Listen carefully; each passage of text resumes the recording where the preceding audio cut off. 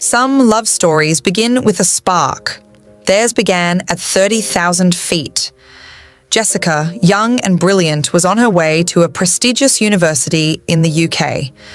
David, an established businessman, was travelling for work.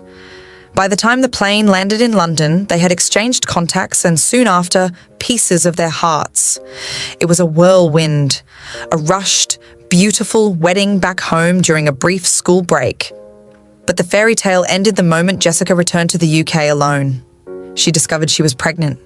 David was thousands of miles away, absorbed in his business, and Jessica was left to navigate a cold, foreign system with no family and no real friends. She went through the trenches alone, battling postpartum depression, juggling quick cleaning jobs to buy diapers, and writing final year thesis papers with a baby strapped to her chest. She was drowning, but she held on to one lifeline: the promise of returning home.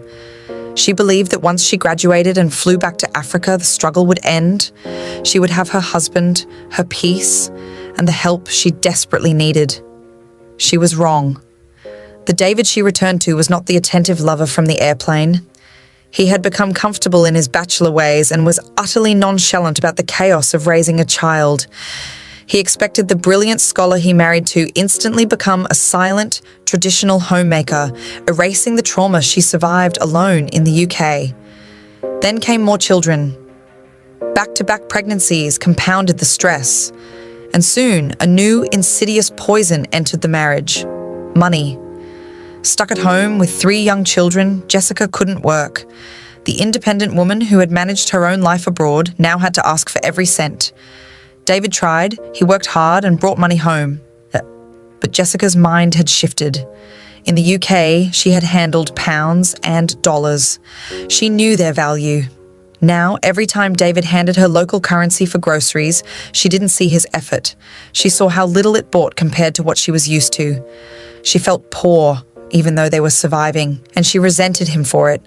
She couldn't appreciate his provision because her standard had changed. The financial suffocation, combined with his lack of help around the house, turned her frustration into rage. The gentle academic woman became unrecognizable. Jessica became violent in the marriage. Shoving matches became routine. Plates would fly in the kitchen. And in her ultimate rebellion, she refused to cook or serve her husband food. A deep cultural insult meant to reject his authority entirely. They fought daily until the house contained nothing but ash. Broken, feeling financially trapped, and seeing no way out, Jessica snapped. She did something that shocked everyone who knew her, something unforgivable.